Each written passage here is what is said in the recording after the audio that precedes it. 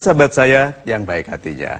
Yuk saya tuliskan di sini beberapa perasaan yang memang mengganggu kita setiap hari, yaitu marah, gelisah, dendam ya.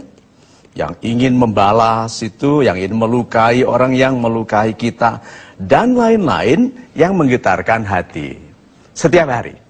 Sehingga kita itu selalu berkutat dengan ikhlas, lalu orang bertanya mengapa ikhlas itu sulit. Satu, karena ikhlas itu memang harus selalu ada dalam perilaku keseharian kita.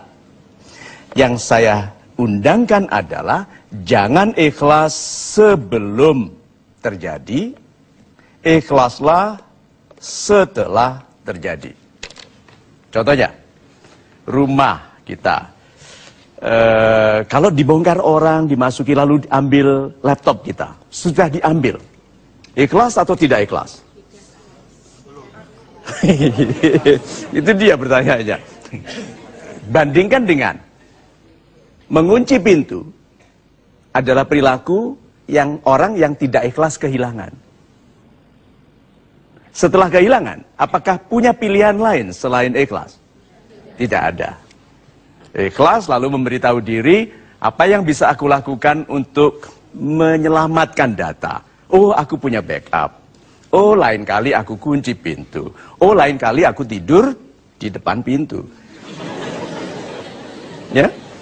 Jadi kalau begitu, ikhlas itu akan selalu ada. Karena akan selalu ada masalah. Selama kita ingin tumbuh menjadi pribadi yang lebih besar, pasti kita diharuskan ikhlas. Karena untuk menjadi pribadi yang besar, Tuhan memberikan masalah. Masalah adalah anak tangga menuju kebesaran pribadi.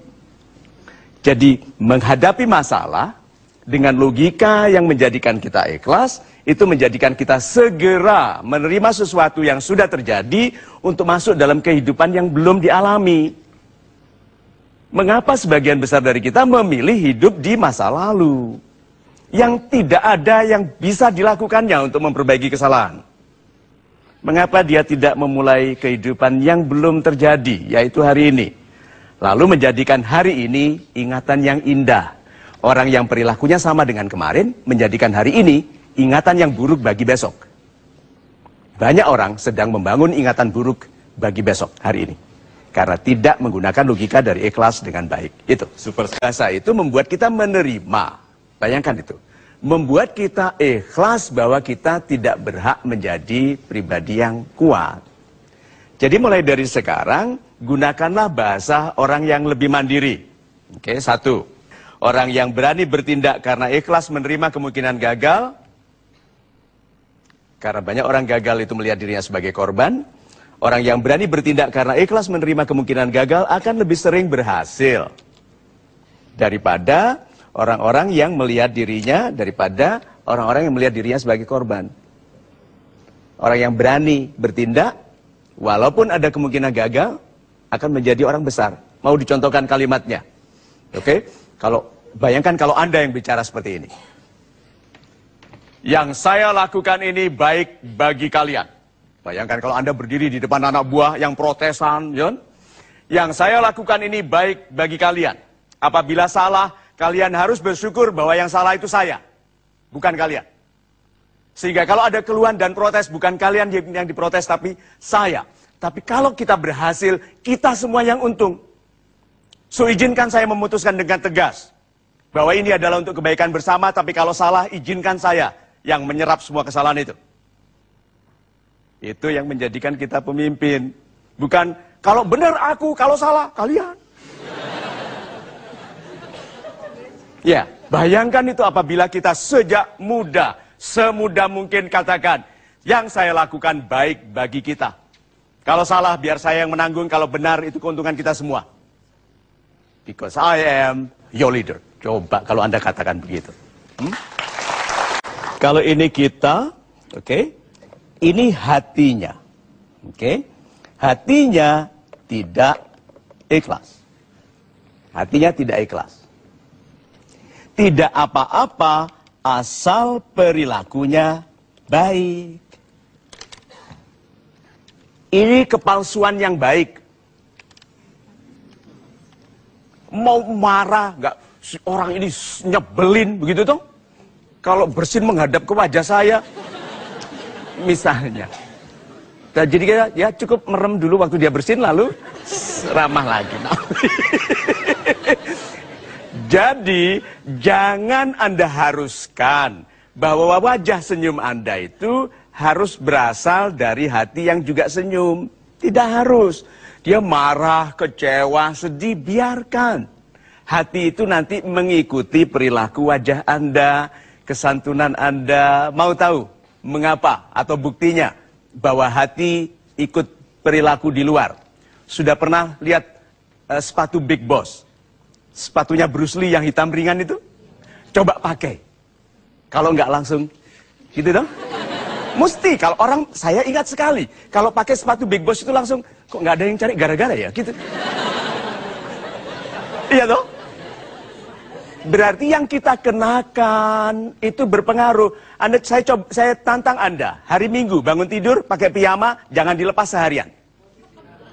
Tidak mungkin Anda bersemangat hari itu. Karena seperti piyamaan kemana-mana, gitu. Coba Anda pergi nonton film pakai piyama itu.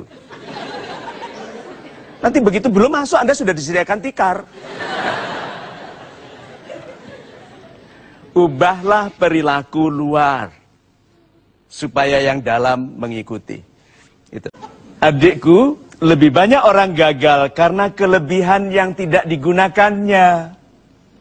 Daripada orang yang memiliki banyak kekurangan, tapi yang berfokus pada yang bisa dikerjakannya. Itu ikhlas. Punya banyak kelemahan, tapi berfokus pada yang bisa dilakukan. Ini orang ikhlas dan ini yang dicintai Tuhan. Karena orang yang menggunakan yang sudah ada padanya, melakukan yang bisa dilakukannya, itu orang yang bersyukur. Orang bilang, aku banyak kelemahan. Lalu Tuhan di atas kan bilang, come on. Kelebihan yang aku kasih kepadamu mana? Apakah Idris Sardi Anda tidak hormati karena dia tidak bisa tinju? Mike Tyson, apakah Anda tidak hormati karena dia tidak bisa menyulam? Come on. Kita itu dihormati karena mensyukuri yang bisa kita lakukan, lalu menumbuhkannya menjadi kelebihan yang mengindahkan kehidupan orang lain. Come on, syukuri kehidupan ini. Look at yourself, lihat kepada diri sendiri, syukuri kelebihan. Cara mensyukuri kelebihan adalah segera melakukan yang bisa dilakukan. Karena dari situlah tumbuh kualitas-kualitas yang aslinya diilhamkan kepada Tuhan dalam kelahiran kita, supaya kita menjadi insan yang bermanfaat bagi sesama. Orang cemburu itu kehilangan rasa percaya diri. Bahwa dirinya rendah, sehingga orang lain akan ambil kekasih kita. Itu logikanya. Jadi orang yang sedang merasa cemburu harus sadar bahwa dia sedang kehilangan rasa percaya diri. Orang yang mau mengobati rasa cemburunya harus memperbaiki rasa percaya dirinya. Bahwa aku yang terbaik baginya. Akan rugi sekali baginya untuk melukaiku. Dengan cara mengorbankanku untuk bergabung dalam kehidupan palsu bersamanya. Gitu kan, logikanya begitu. I am the best, gitu. Katakan itu pertama kali. Tapi pastikan dia tahu itu tidak boleh. Jangan, karena apa? Kekasih kita bisa membuat kesalahan. Karena bukan hanya kekasih yang belum menikah, yang sudah menikah pun bisa membuat kesalahan, membagi perhatian ke wanita yang tidak sebaik istrinya. Jagai dia, buat dia mengerti, tapi Anda harus tetap percaya diri. Itu. Super itu menerima keadaan dengan satu hukum. Ikhlas adalah menerima Tuhan dengan seluruh kebenarannya. Itu dasar dari semua keikhlasan. Orang yang menggunakan keikhlasannya yang tidak berdasar pada penerimaan Tuhan beserta seluruh kebenarannya, ikhlasnya karangan yang gampang rusak. Yang sangat tipis, yang sementara. Yang angin yang paling lembut pun akan mematikan api semangatnya. Tapi orang yang mengerti bahwa keikhlasan adalah menerima Tuhan beserta seluruh kebenarannya. Bahwa yang melakukan baik dapat kebaikan. Mendoakan kebaikan dapat kebaikan. Membalas itu menjadikan kita sama jeleknya dengan orang yang menjahati kita, tetapi memaafkannya menjadikan kita lebih anggun. Itu kebenaran di dalam penerimaan kita atas kebenaran Tuhan. Jadi orang yang beragama harusnya mudah sekali ikhlas. Bayangkan indahnya orang yang beriman dan cerdas. Bayangkan indahnya. Itu sebabnya orang yang berilmu ditingkatkan derajatnya. Beberapa tingkat. Gitu. Menyiksa dirinya dengan kesadaran mengenai kelemahannya adalah orang yang lemah. Begitu dia menerima saya lemah, sudah lebih kuat. Karena segera setelah menerima bahwa sebagian dari diri kita ini adalah pelabuhan bagi kelemahan, dia akan juga melihat kapal-kapal kekuatan yang ada di dalam dirinya. Sehingga orang yang ikhlas menerima dirinya lemah akan segera melihat kekuatan yang akan difokuskannya. Ada seorang adik yang bertanya, Pak Mario, aku seorang yang lemah. Apakah aku salah menutupi kelemahan dengan topeng ketegaran? Adikku, setiap jiwa pasti memiliki masalah dan kekhawatirannya sendiri. Setiap jiwa pasti. Dan engkau menjadi kuat karena ikhlas. Untuk tampil lebih kuat daripada aslimu. Kita menjadi kuat karena tampil lebih kuat dari aslinya. Dan itu bukan perilaku palsu. Itulah perilakumu yang mensyukuri yang telah ada. Dan berupaya memantaskan diri bagi rahmat kekuatan yang lebih besar. Takut tapi menggagahkan diri. Coba. Nanti dipantaskan oleh Tuhan. Orang ini dengan hati yang kecil saja memberanikan diri bagi kebaikan saudaranya. Apalagi kalau hatinya besar.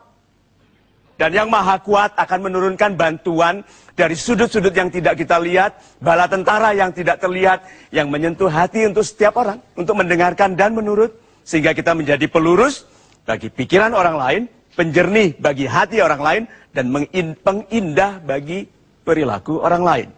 Marilah kita membangun kekuatan hidup kita dengan menerima Tuhan beserta seluruh kebenarannya.